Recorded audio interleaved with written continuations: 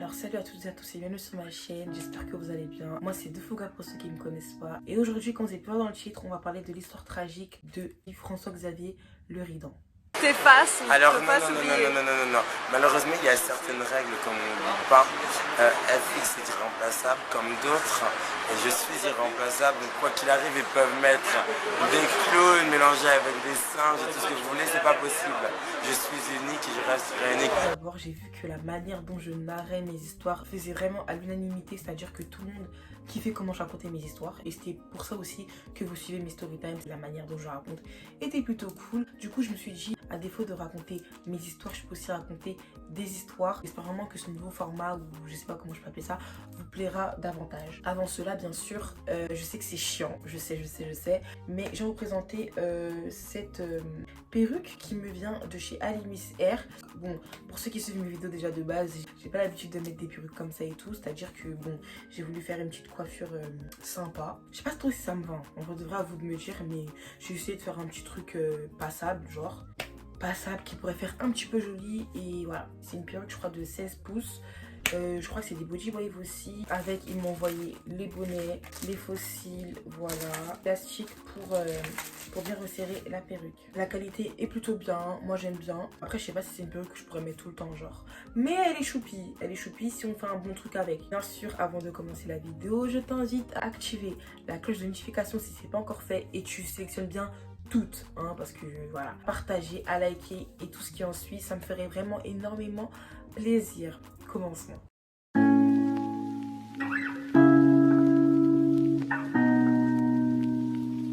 Alors François-Xavier Leridan, plus connu sous le nom de FX, était un jeune homme d'origine guadeloupéenne, né le 1er janvier 1999 dans le pays de Loire, fils de Marielle Leridan et François Leridan. Alors comme j'ai dit plus tôt, il était plus connu sous le nom de FX, un nom que normalement vous connaissez tous, que tout le monde suit bien la télé-réalité depuis, hein. Voilà, vous connaissez un peu qui c'est. Un personnage plutôt emblématique, si je puis dire. Mais avant de raconter son histoire tragique, j'aimerais un petit peu revenir sur son enfance. D'une maman anciennement mannequin et un papa multimillionnaire, comme vous avez pu le savoir et l'entendre par son secret, justement, le sextory qui était « Je suis fils de multimillionnaire » ou « Je suis multimillionnaire ». Donc il a grandi comme un enfant aisé. Donc il est multimillionnaire de son père, donc François Leridan, qui est président d'une entreprise de jeux d'hasard, donc tout ce qui est FDJ, tout ça, d'où sa fortune. Étant petit, il était vraiment passionné par l'équitation, dont sa mère qui tenait un centre équestre et tout. Je pense que c'est grâce à ça que c'est ça qui lui a donné l'envie, tu vois, la passion, l'envie de faire du cheval. Il faut savoir que la maman de FX, donc Marielle Leridan, s'est mariée plus tard avec François Leridan. Bon, plusieurs personnes doutent de savoir si François Leridan est le père biologique ou pas de François-Xavier Leridan, même si c'est un petit peu logique, tu vois, François et tout. Mais bref, en tout cas, il faut savoir que pendant son adolescence, il avait énormément de problèmes avec son beau-père, énormément de problèmes. Des problèmes jusqu'à vous dire, en avril 2009, il a été jugé pour avoir volé 2 cartes bancaires à son beau-père justement et qu'il aurait à peu près consommé, donc utilisé 25 000 euros. Avec quoi il allait à Monaco, en des hélicoptères, boîte de nuit. Et clairement, il a décidé de le poursuivre en justice, genre son fils. Après, FX, il a complètement démenti. Il a dit que oui, certes, il avait pris des cartes bancaires, tout ça, mais que déjà, c'était pas vraiment volé parce que c'est son père, déjà de 1. J'ai, oui, pris la carte de mon père, effectivement. Après, voler, c'est un bien grand mot, je pense que... Vous attaquez en justice? Oui. Donc il considère que c'est un vol? Mais c'est... Non, enfin, j'ai pris la carte de mon père il y a 2 ans, effectivement. Ensuite, voler, je pense que voilà, c'est pas le mot et c'est pas... C'était plus emprunté, mais sans qu'il soit au courant. Tu vois ce que je veux dire? Donc du coup, il a pris tout ça et à ce qui paraît, quand son papa a porté plainte, il ne savait pas qu'il avait volé les cartes bancaires, mais après, ça c'est sûr après. Mais malgré ça, il devait faire 3 mois ferme de prison. Mais je ne sais pas du coup s'il les a faites. Parce que justement, en juin 2009, soit 2 mois après, il intègre la Maison des Secrets, plus connue sous le nom de Secret Story, comme vous connaissez bien. Alors, on a tous connu FX comme une personne, franchement, on va pas se mentir. Ceux qui ont bien suivi, parce que moi, certes j'avais 9 ans, je vous mens pas. Mais c'était une personne pas détestable. Mais il faisait trop le mec, il faisait trop la diva, il parlait trop, il était trop là. Franchement, sur nos écrans ou quoi que ce soit, tout le monde l'a vu, tout le public l'a vu et même les personnes dans la maison l'ont vu. C'est-à-dire que directement, il a été mis... Quoi? Si tu parles aux gens comme tu parles, voilà, comme ça, ils disent rien, c'est tout. Mais moi, je me laisserai pas faire, c'est tout. Tu m'as dit quoi, Ton dis-moi? ferme ta bouche, tu enlèves de ton vocabulaire, monsieur le millionnaire. Et tu m'as dit quoi? Mais je t'ai rien dit du tout, moi, alors tais-toi. Oh là là, t'as même pas de Dis cerveau jamais rien, en toi. plus. Oui, j'ai pas de cerveau, ça fait 2 mois que tu dis. Bouge de mon champ de vision avant que je te rejette ma chaussure dans le milieu de ton front. Et j'aimerais même rester ici exprès. Tu vas me faire quand tu vas me foutre une patate. Tu vois, en mode une personne détestable, tu vois. Il était tout le temps là dans les clashs, une personne super langue de bois, il manquait pas à dire. Il était trop là. C'était comme on peut dire une personne à problème. Et partout il y avait des histoires, il était là. Il a surtout beaucoup fait parler de lui, notamment pour sa baston avec Cléo. Voici les images. Non, viens ensemble. Qu'est-ce que C'est complètement malade. Il a putain un câble. Tu vas faire quoi? Tu vas me frapper? Essaye. Ouais, jusqu'à la mort. Jusqu'à la mort? Ton lit, là, en face. Jusqu'à la mort? Jusqu'à la mort? Ben moi aussi jusqu'à la mort, Léo. Sur ma vie jusqu'à la mort. Jusqu'à ma mort. Et j'aimerais même rester ici exprès. Tu vas me faire quand tu vas me foutre une patate? Vas-y, viens, on se démarre. Viens, on va dehors. Viens, on va dehors, tout le monde. Hé, Léo! Tu me tapes pas! Tu tapes! Tu me tapes pas! Sur ma fille, tu me tapes pas! Viens, on va dehors. Ils sont en train de le taper, non? Bruno, non mais là c'est bon, vas-y, appelle Marielle. Vas-y, appelle tout de suite. Et je suis morte. La vérité, quand j'ai revu ça, j'étais morte. C'était vraiment un ouf. Donc, comme tout au long de son aventure, une personne que plutôt attachante, parce que si vous connaissez bien FX, et comme si vous le voyez bien, c'était une personne vraiment fragile. Il se laissait pas faire, hein, parce que comme vous voyez, même lui, Guadeloupéen, mais un petit peu mongol. Hein. Tu vois, il se laissait pas faire. Mais intérieurement et psychologiquement, ça se voyait qu'il était instable, fragile, que... Tu vois ce que je veux dire? Donc justement par rapport à ça, il y a eu énormément d'interventions de pompiers pour FX parce que c'est même pas question qu'il tenait pas l'alcool, parce qu'il faut savoir que dans la télé-réalité, il y a vraiment un tout petit peu d'alcool et que le peu d'alcool qu'il y avait, il pouvait... genre il était vraiment fragile de fou malade. Et même je sais pas si vous savez, mais dans les télé-réalités, il y a des psychologues qui vous suivent avant, pendant et après les aventures. Et normalement, si les psychologues ou si la télé-réalité était de bonne intention, ils auraient vu un petit peu l'état de FX dès le départ en fait. Parce qu'il s'est jamais caché de prendre de la de prendre des substances très illégales, tout ce qui a de mauvais pour la santé, il prenait tout ça. Il leur a dit que même il venait même de sortir 2 fois d'hôpital psychiatrique en sachant qu'il avait seulement 20 ans. Donc quand il est rentré en Secret Story en 2009, il avait seulement 20 ans. Ça, tous les psychologues le savaient, toute la production le savait. Malgré ça, ils l'ont quand même fait rentrer dans la maison. Ce qui fait que Secret Story à cette époque-là, c'était la 3e saison. Donc les 2 premières, en sachant qu'avant ça, il y avait Love Story, tout ça. C'était super connu. Les candidats, ils avaient un succès pas possible. Je crois que c'était même pire que maintenant. Avant, c'était vraiment un truc de fou malade. Parce que dites-vous que, si vous connaissez bien Secret Story, ils étaient enfermés dans une maison pendant 3 mois, je crois. Et quelquefois, si par exemple, quelqu'un était malade ou quoi, pour sortir rien que dans la rue, ils avaient des trucs dans la tête pour pas qu'on les reconnaisse, dites-vous. C'était vraiment un truc de fou malade. À l'époque, Secret Story, ça avait fait un succès fou. Donc vraiment, en sachant qu'ils connaissaient un petit peu sa situation mentale, le mettre sous les projecteurs, ça pouvait vraiment le nuire, surtout qu'on connaît un petit peu les dessous des télé-réalités. On connaît tous Loana, on sait tous comment elle a sombré. Voilà. Mais bref, malgré ça, il a fait une super saison, une super aventure. Vous-même, vous connaissez, même si lui, comme vous pouvez voir, c'était une personne vraiment, il avait soif. Il avait soif du succès, soif de notoriété. Il voulait être connu à tout prix. Il voulait être sous les projecteurs à tout prix. Il voulait vraiment qu'on parle que de lui. Dites-vous même qu'à la fin de l'aventure, il avait complètement changé. Il avait super changé et même les candidats l'avaient remarqué. T'es plein de pauses. Hein? T'es plein de pauses. Mais sérieux, FX, t'es plein de pauses. T'es plein de manières. Ouais. Non mais t'as plus de manières que tu n'avais. C'est abusé. Putain, FX, mais c'est quoi? C'est vrai. Fallait que je revienne faire une cure ici. On dirait que oui. toi, même ta façon de parler. Non mais... je vous jure, j'ai vu... je sais plus ce que c'est bon, tranquille, t'as une balai dans le cul ou quoi? Franchement, on dirait qu'il est tout coincé. Ouais, Et non, je vous jure, T'es plein de franchement, manières. vous verrez demain, vous Mais pas non, mais arrête de faire des manières, reste toi-même. Ouais, c'est mais- bon. Même tes cheveux avant, tu les touchais même plus. Mais ouais, là, je sais pas T'as ce que vu tu nous fais, là. Tu me vénères, FX. Franchement, il est relou. Vas-y. Mais bref, malheureusement, il a été éliminé à la porte de la demi-finale, ce qui fait qu'il n'a pas pu remporter et tout. C'était Emily Nefnaf qu'on a pu apercevoir aussi dans un petit clip de Fali là, Guadeloupe.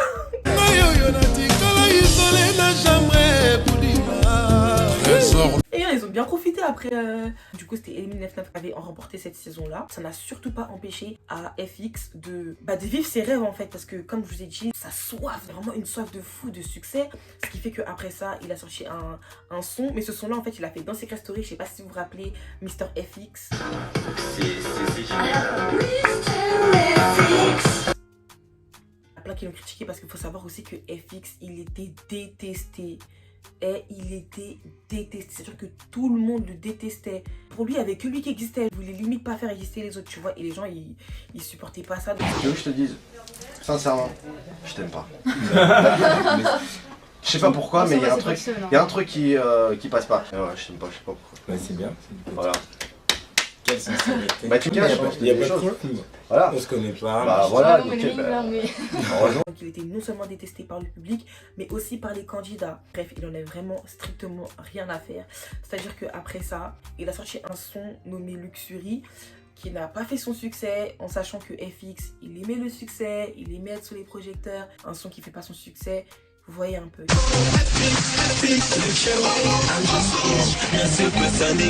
Donc vas-y, c'est dit, c'est pas grave et tout, il a pas baissé les bras. Après ça, il commence à avoir un petit peu des contacts dans tout ce qui est dans le milieu, dans tout ce qui est télé, tout ce qui est mode. Son rêve, franchement son rêve absolu. C'est-à-dire que pendant un an, on entendait beaucoup parler de lui. Il avait des paparazzis partout, tout le monde s'occupait de sa vie et tout. Et il aimait trop ça, il aimait vraiment trop ça. Dans toutes les polémiques qu'il y avait, il parlait, il avait toujours son mot à dire en fait. FX, il avait pas énormément d'amis à l'extérieur, donc de vrais amis ou quoi. Tout ce qui était ses amis, c'était des gens qu'il avait connus en télé.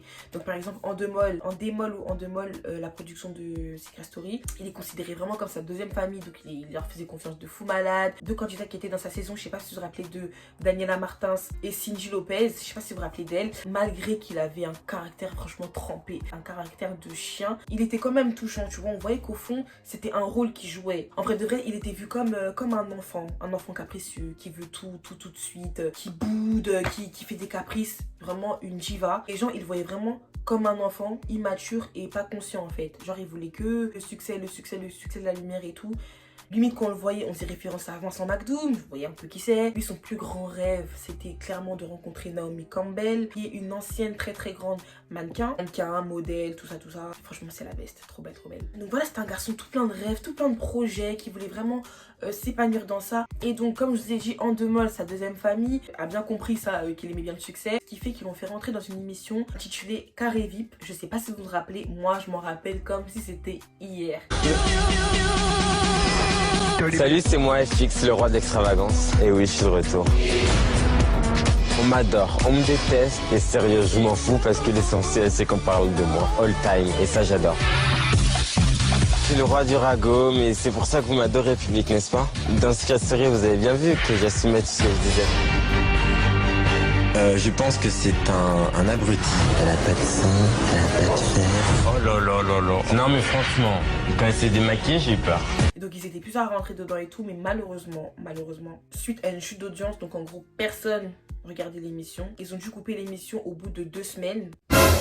Mais là, c'était la cata. Mais là, pour FX, c'était la cata. Donc lui, il est là, il a soif de succès, il veut se faire montrer. On lui donne l'occasion d'être encore à la lumière et bam, un mur devant lui, tu vois. En sachant qu'en plus de ça, lui qui était en contrat avec Endemol depuis Secret Story, il avait une demande pour les anges de la télé-réalité qu'il n'a pas pu faire du coup parce qu'il est en contrat. Ensuite, pendant les 2 semaines de tournage de Carré VIP, il a été redemandé une seconde fois pour participer aux Anges de la télé-réalité 2. Malheureusement, il ne pouvait pas parce qu'il passait à ce moment-là à la télé. Pour lui, comme je vous ai dit, après vraiment le flop de l'émission, il était au bout de sa vie. Carrément, il a même dit qu'il avait fait une mini-dépression de 1 mois, tu vois. C'est-à-dire qu'après ça, il est parti se ressourcer chez sa mère au Pays de Loire. C'était vraiment la cata pour lui. Mais Endemol, encore une fois, sa deuxième famille, comme il dit, ils ont voulu lui donner encore une opportunité d'être sous les projecteurs. C'est-à-dire que sur le prime de Secret Story 5 ou Secret Story 4, je ne sais plus, on l'a invité pour qu'il présente son petit single, qu'il fasse un petit show et tout. Ça s'est super bien passé. Le mec, il était là, répétition sur répétition. Carrément, il était dans les studios là, de danse. Chaque Alewa et tout. Attends, je vous montre. D'accord, tu vois ou pas? Faut savoir quand même. Je tiens à le dire. On va dire à machin. Voilà.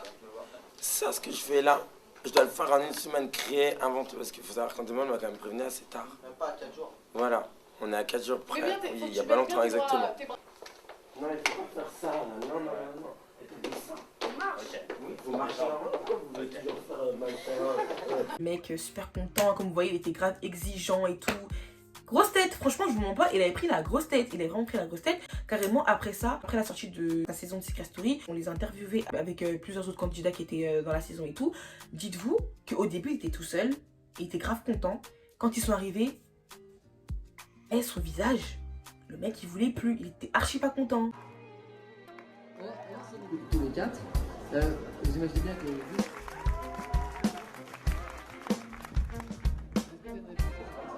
je suis têtu comme une moule. Ah, c'est gagné là. C'est mauvaise habitude. Limite carrément un moment, le gars il dit qu'en gros faut que FX y part et tout. Quand il est parti, tellement il était détesté, dites-vous que dans le public ça l'a hué.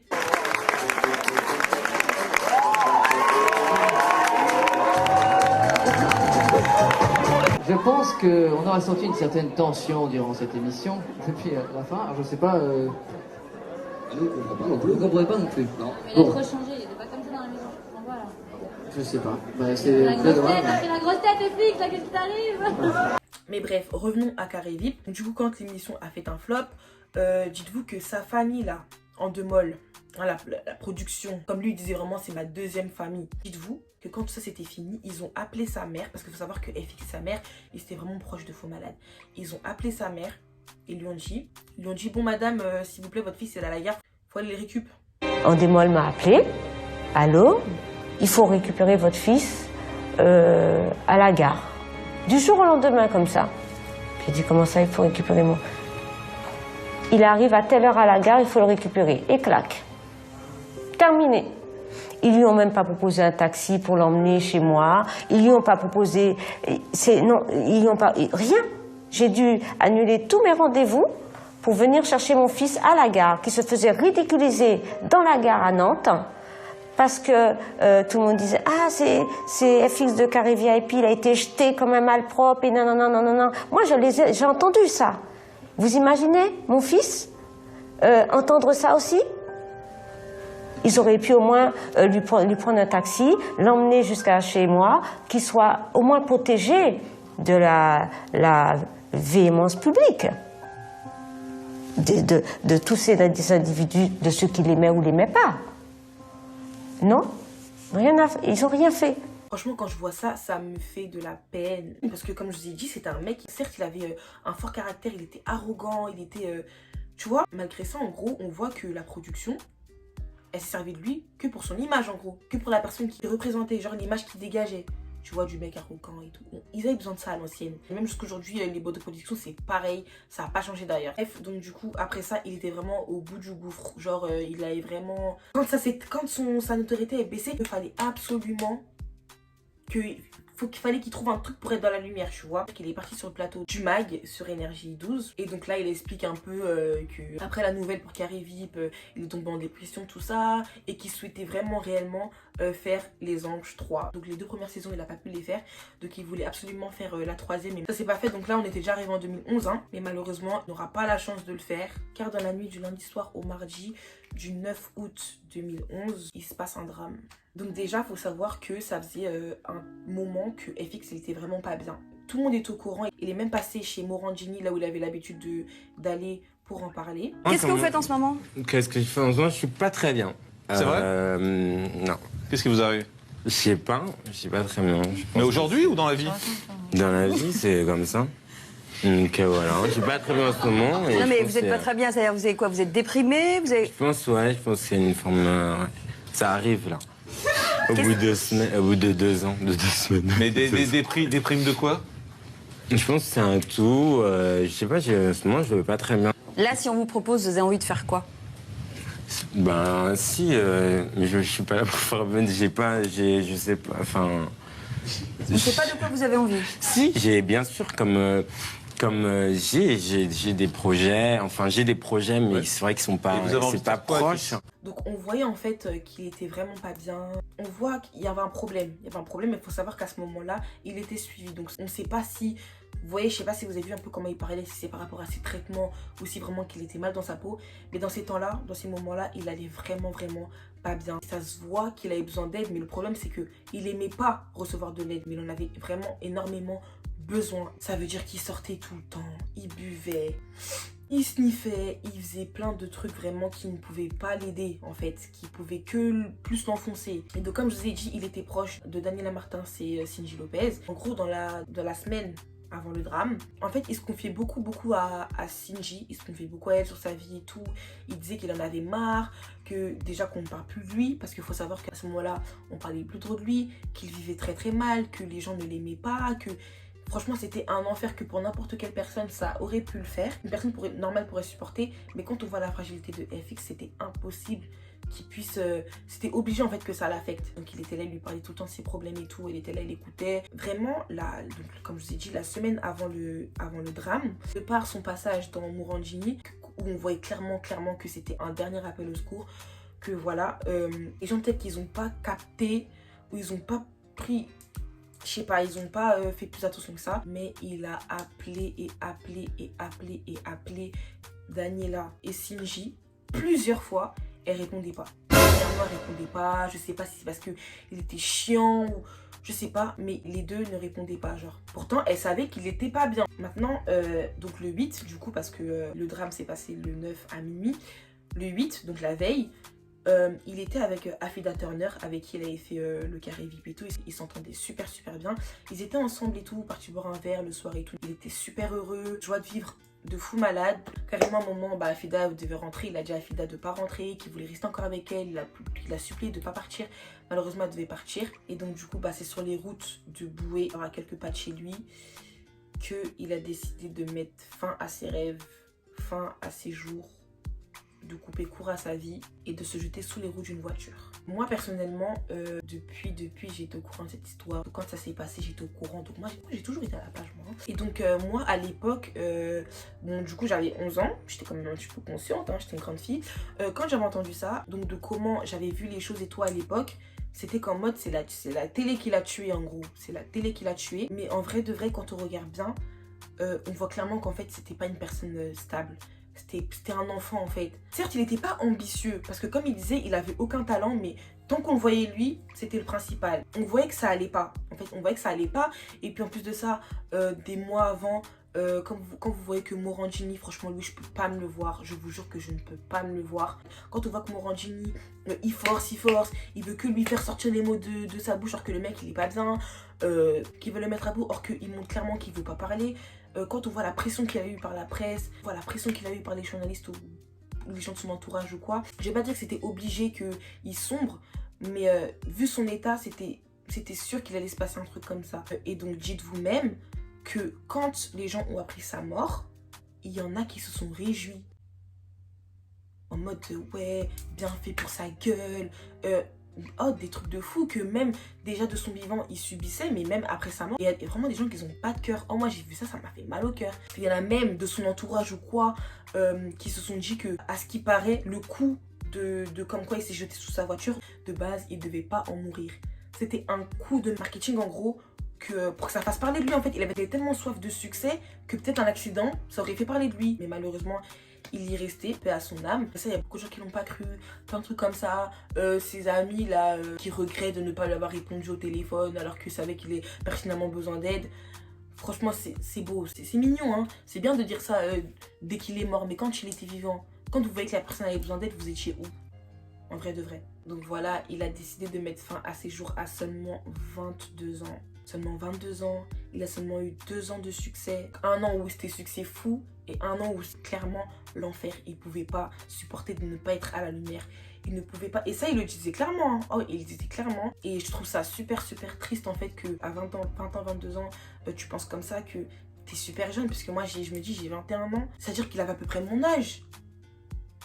Et de sauter la vie en fait juste pour de la notoriété et tout, ça fait super mal au cœur. Comme j'ai dit, c'est des choses qui arrivent. On a eu la preuve avec Loana, avec NJ qui était aussi dans sa saison de Secret Story 3. Il y a plein de gens qui n'ont pas supporté le après. En fait, le après, genre quand ta notoriété baisse, tout ça, il y en a qui supportent vraiment pas. En tout cas, voilà, on n'oublie vraiment pas sa bonne humeur, sa joie de vivre, sa personnalité. Qu'est-ce qui se passe? Et c'est tout pour le moment. Et j'ai une annonce des plus importantes à vous faire. Son petit style atypique, un peu misogyne et tout. Franchement, encore une fois, je trouve ça vraiment triste. Parce que je pense qu'au jour d'aujourd'hui, dans notre monde, je pense qu'il serait quand même fait un nom. Même s'il y en a beaucoup de l'époque qui sont éteints, qu'on voit plus. Je pense que lui, il aurait quand même eu sa petite étoile, qu'il avait son petit truc, mais il a pas su comment s'en servir en fait. Et du coup, il a fini comme ça. Mais je trouve ça vraiment super triste. Du coup, sa maman, comme j'ai dit, qui était super proche de lui, a décidé de porter plainte contre Endemol. Je vais y arriver, contre Endemol, parce que clairement c'est eux qui l'ont tué, hein. Même s'il y en a qui disent que c'est pas forcément la télé qui l'a tué, mais plus comment il était, parce que même avant ça, donc même avant la télé, il a déjà été en hôpital psychiatrique et tout, déjà qu'il était fragile, plus le poids de la télé, le poids de la notoriété, tout ça. Mais bref, en tout cas, dites-moi ce que vous en avez pensé de la vidéo. Dites-moi ce que vous avez pensé de l'histoire de FX. Dites-moi si vous avez aimé ce genre de vidéo. Je trouve que ce cadre, il est pas mal. Même si là, je suis un petit peu gênée parce que c'est la première fois que je fais ça. Mais voilà, dites-moi ce que vous en avez pensé. Tout ça en commentaire. Et on se retrouve prochainement pour une nouvelle vidéo. Bisous.